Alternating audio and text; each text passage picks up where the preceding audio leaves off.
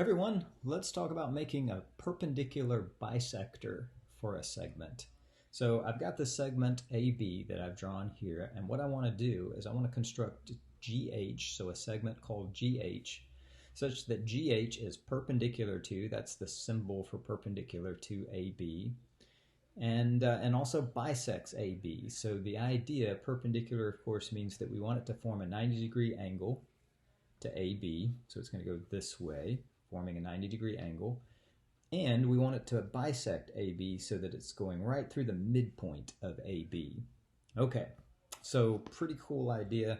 All you need to do is take your compass and open it up so that it's clearly somewhere beyond halfway. Okay, so I can kind of just estimate halfway being right about there. So I want it clearly beyond halfway, and place the pointy end at one end point, and you're going to create an arc. You could do the full circle if you want, but you're really just going to need maybe a half circle or something, just enough so that all we're going to do now is move the pointy end of the compass over to the other end point of our segment and wave an arc over here so that it intersects above and below our initial segment. And so what that does is it creates 2 points. Those points of intersection can be connected to form a straight line. So remember, 2 points always can be connected to form a straight line.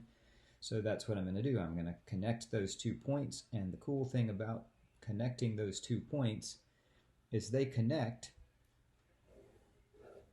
in such a way to form a perpendicular to the original segment, and it bisects the original segment. In other words, this piece and this piece are now congruent to one another.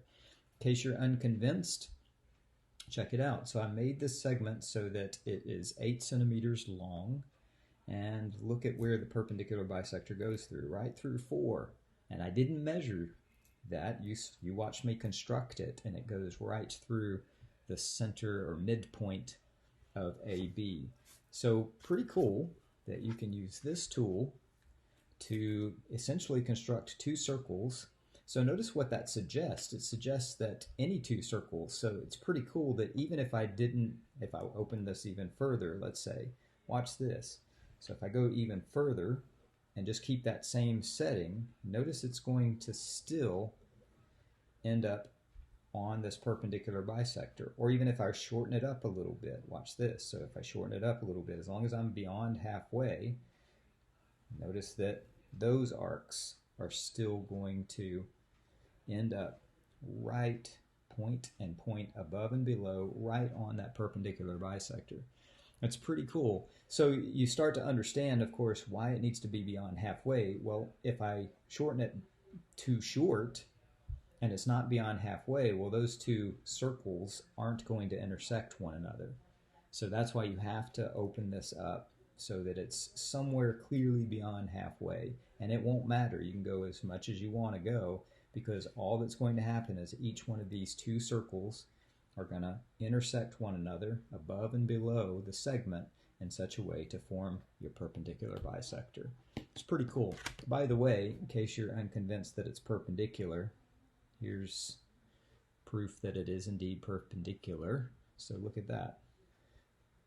Definitely a 90-degree angle happening there. And I didn't use this protractor to make that happen.